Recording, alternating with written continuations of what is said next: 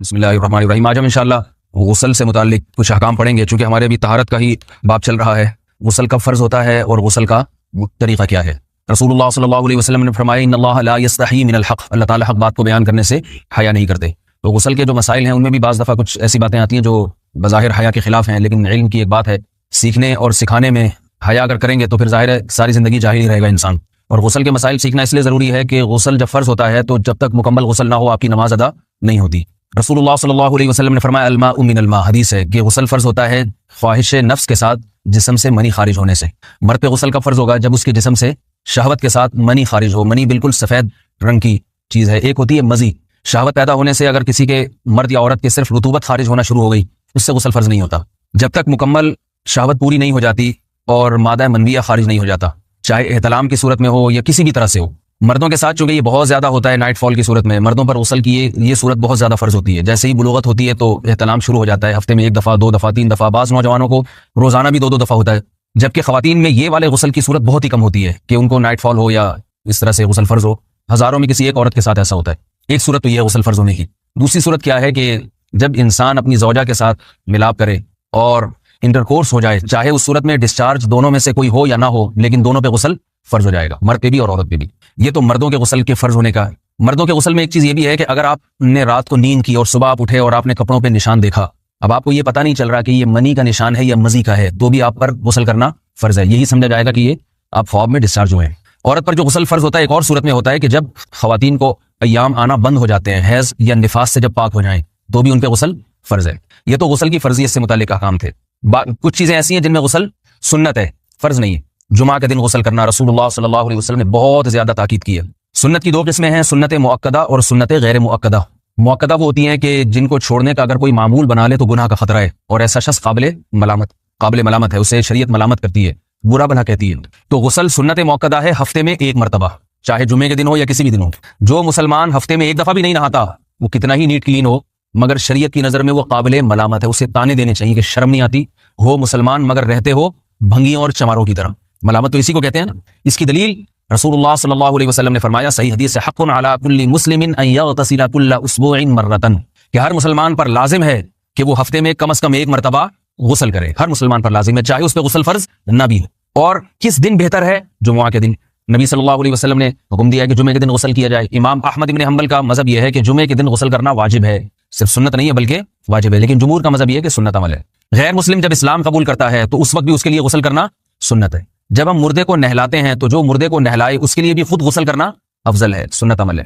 عید کے دن غسل کرنا سنت عمل ہے۔ تو یہ وہ تمام مواقع ہیں جن میں غسل کرنا رسول اللہ صلی اللہ علیہ وسلم کی سنت ہے۔ غسل کا طریقہ کیا ہے؟ غسل میں 3 چیزیں فرض ہیں، منہ بھر کے قلی کرنا، ناک میں پانی ڈالنا کہ ناک کی جو نرم جگہ ہے یہ اچھی طرح تر ہو جائے، اور پورے جسم پہ 1 مرتبہ پانی بہا دینا کہ جسم میں بال کے برابر جگہ بھی خشک نہ رہے۔ یہ تو ہے فرض، یعنی یہ کام کسی نے کسی بھی طرح سے کر لیا تو غسل ادا ہو جائے گا، چاہے اس کی نیت غسل کی تھی یا نہیں تھی۔ کوئی آدمی چلتا ہوا جا رہا ہے، پھسل کے تالاب میں گر گیا، پورے غوطے کھا کے باہر نکلا، قلی کر لے اور ناک میں پانی ڈال لے تو غسل اس کا ادا ہو جائے گا۔ البتہ چونکہ نیت نہیں تھی لہذا غسل کا ثواب نہیں ملے گا، ثواب نیت کے بغیر نہیں ملتا انسان۔ دلائل اس کے الگ موضوع ہے کہ اس کی دلیل کیا ہے کہ بغیر نیت کے بھی غسل ہو جاتا ہے، لیکن میں نے بتایا دلائل کا سیشن نہیں ہے، اس میں پھر بات لمبی ہو جائے گی۔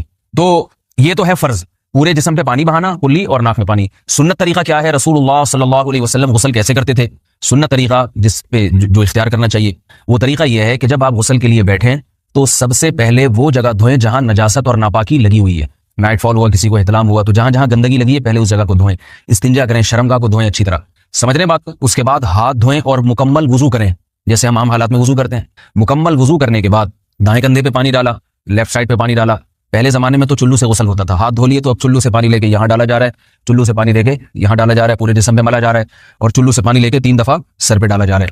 تو آج کل چلو تو ہے نہیں، شاور کے نیچے جا کے کھڑے ہو جاتے ہیں، تو اس میں یہ کہ شاور کھولے اس میں کھڑے ہو جائیں، سارے چلو اس میں خود بخود ہی ہو جائیں گے، پورے جسم پہ پانی بہ جائے گا۔ نبی صلی اللہ علیہ وسلم کے دور میں یہ جدید چیزیں نہیں تھیں، شیمپو اور صابن، تو آپ صلی اللہ علیہ وسلم بیری کے پتوں سے غسل کی ترغیب دیا کرتے تھے۔ بیری کے پتوں کو اگر پانی میں پکایا جائے تو پانی میں میل کچیل صاف کرنے کی صلاحیت بہت بڑھ جاتی ہے۔ ہمارے زمانے میں اس تکلف کی ضرورت نہیں ہے، صابن ملتے ہیں اس سے نہایا کریں، بہرحال کہنے کا مقصد ہے آپ لوگوں سے۔ تو یہ سنت طریقے سے غسل ہو جائے گا آپ کا، سمجھ رہے ہیں بات کو؟ سب سے پہلے استنجا کیا، اس کے بعد وضو کر لیا، اس کے بعد غسل کر لیا۔ اگر کسی نے غسل میں وضو نہیں کیا اور ویسے ہی پورے جسم پہ پانی بہا دیا تو بھی اس کا وضو خود بخود ہو جائے گا، اس غسل سے وہ نماز پڑھ سکتا ہے، کیونکہ بعض لوگ غسل کرنے کے بعد دوبارہ وضو کر رہے ہوتے ہیں، اس کی ضرورت نہیں ہے۔ کیونکہ جب غسل کرتے ہیں تو وضو والے اعضاء تو خود بخود اس میں دھل جاتے ہیں. یہ ہے غسل کا طریقہ. وضو کیسے ٹوٹتا ہے؟ جن چیزوں سے غسل فرض ہوتا ہے ان چیزوں سے وضو تو بہرحال ٹوٹتا ہی ہے. اس کے علاوہ بھی وضو ٹوٹتا ہے. اس سے پچھلے لیکچر میں نے کچھ تفصیل بتائی تھی کہ نجاست جسم سے کہیں سے بھی خارج ہو جائے یا نجاست نکل کے بہہ پڑے, اگر قضاء حاجت کی جگہوں سے نجاست خارج ہوئی ہے تو نظر بھی آ جائے وضو ٹوٹ جائے گا, اور قضاء حاجت کے علاوہ جگہوں سے اگر نجاست خارج ہوئی ہے, خون وغیرہ ہے جیسے, تو جب تک نکل کے بہے گا نہیں تو اس وقت تک وضو نہیں ٹوٹے گا. سمجھ رہے بات کو؟ وضو کا طریقہ کیا ہے؟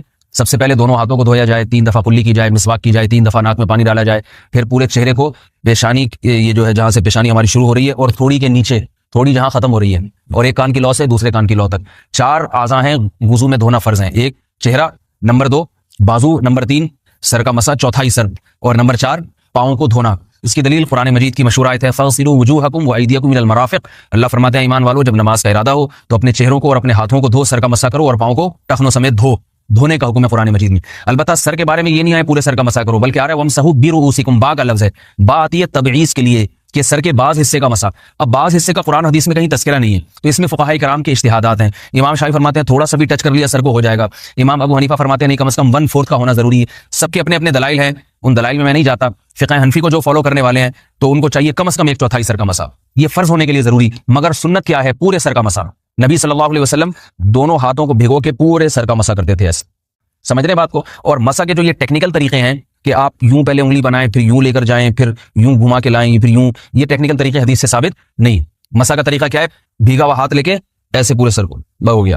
پھر حدیث میں یہ بھی ہے کہ یوں لے جاؤ, اور یہ بھی ہے کہ واپس بھی لے کر آؤ, دونوں طرح سے ثابت. تو ایسے بھی کر سکتے ہیں کہ یوں لے جائیں, اور ایسے بھی کر سکتے ہیں لے کے جائیں اور پھر واپس بھی لے آئیں, دونوں طریقے جائز ہیں. لیکن کم از کم سنت اتنی ہے کہ پورے سر کا مسا ہونا چاہیے. بعض لوگوں کو شو مارنے کا شوق ہوتا ہے, اگر وہ واپس لائیں تو بال ان کے خراب ہو جاتے ہیں, کہتے ہیں یار یہ پھر مسئلہ خراب ہو جائے گا, تو پھر ایسے لوگ صرف یوں ہی لے جائیں کافی ہے. افضل تو یہ کہ یوں بھی لے جائیں, دونوں طرح سے صحیح ہے, بہرحال دونوں حدیث سے ثابت ہیں. سمجھ رہے بات کو؟ اور یہاں ایک اہم مسئلہ بتا دوں, قرآن مجید نے پاؤں کو دھونے کا حکم دیا ہے, پاؤں پہ مسا کرنے کا حکم نہیں دیا. اور حدیث میں خفین پر مسا کرنے کا حکم ہے. تو قرآن اور حدیث کو فقہاء نے جمع کیا ہے. لہذا وہ موزے جن میں آسانی سے پاؤں دھوئے جا سکتے ہیں, ان میں چاروں ائمہ کے نزدیک پاؤں پہ مسا کرنا جائز نہیں. سعودی عرب میں جو بعض سلفی حضرات اور یہاں ہمارے ہاں بھی اہل حدیث حضرات نے عام موزوں پر بھی جو مسا کی ایک روایت ڈال دی ہے, اسلاف میں, تابعین, تبع تابعین میں اور چاروں ائمہ کے مذاہب میں اس کا ثبوت نہیں ملتا. اگر اسلاف میں کوئی قائل بھی ہے تو ایک شاذ قول, اکا دکا قول ملتا ہے, ورنہ یہ ائمہ اربعہ کے مذہب کے خلاف ہے, اور جو احادیث جو نقل ہوتی ہیں صحیح سند کے ساتھ ان کے بھی خلاف اور قرآن کی آیت کے بھی خلاف ہے. اس لیے کسی نے عام ساکس پہ اگر مسا کر لیا, جو عام طور پہ آفس پہن کے جاتے ہیں لوگ, اس میں تو پاؤں, آپ اگر ساکس کو پانی کے نیچے رکھیں پورا پاؤں دھل جائے گا آرام سے. تو وہاں کیا ہو رہا ہے کہ قرآن مجید کے حکم کی مخالفت لازم آ رہی ہے, آپ پاؤں دھو نہیں رہے.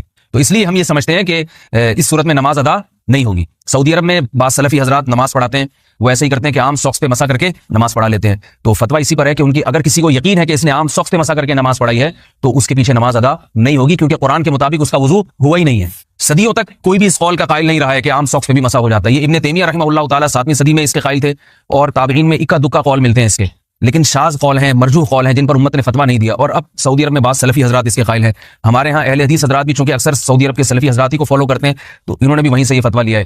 لیکن ائمہ اربعہ کے مذہب میں اور دلائل کے لحاظ سے دیکھا جائے تو یہ مذہب کمزور ہے. قرآن نے پاؤں کو دھونے کا حکم دیا, آپ دھوئیں گے پاؤں, جب تک دھونا ممکن ہے. چمڑے کے موزے ہیں, ان کو دھونا ممکن نہیں ہے اتارے بغیر, لہذا ان موزوں کے اوپر مسا ہو جائے گا. تو اس سے قرآن پر بھی عمل ہو جائے گا اور حدیث پر بھی عمل ہو جائے گا. اس لیے ائمہ اربعہ نے جو قرآن و حدیث کو سمجھ کے جو فیصلہ کیا ہے اس پہ چلنا ہمارے لیے زیادہ مفید ہے بنسبت آج کل کے جو علماء ہیں ان کی اپنی ذاتی آراء پر. اس لیے یہ بھی ایک وضو سے متعلق اہم مسئلہ تھا. سمجھ رہے ہیں؟ باقی تو ماشاءاللہ وضو کرنا سب کو آتا ہی ہے. اور وضو کے بعد دعا کیا ہے؟ کلمہ شہادت, اشہد ان لا الہ الا اللہ وحدہ لا شریک لہ اشہد ان محمدا عبدہ ورسولہ اللہم اجعلنی من التوابین واجعلنی من المتطہرین. اے اللہ تو مجھے بار بار توبہ کرنے والوں میں شامل کر دے اور بار بار پاکیزہ رہنے والوں میں شامل کر دے. توبہ اس لیے کہ میں نے ظاہری طہارت تو حاصل کر لی, مجھے روحانی طہارت بھی عطا کر دے. اگر میں نے گناہ کیے ہوں تو مجھے ان سے بھی توبہ کی توفیق عطا فرما لے, تاکہ اس لحاظ سے بھی میرا وضو ہو جائے, اس لحاظ سے بھی میں پاک ہو جاؤں. سبحانک اللہم و بحمدک نشہد ان لا الہ الا انت نستغفرک ونتوب الیک.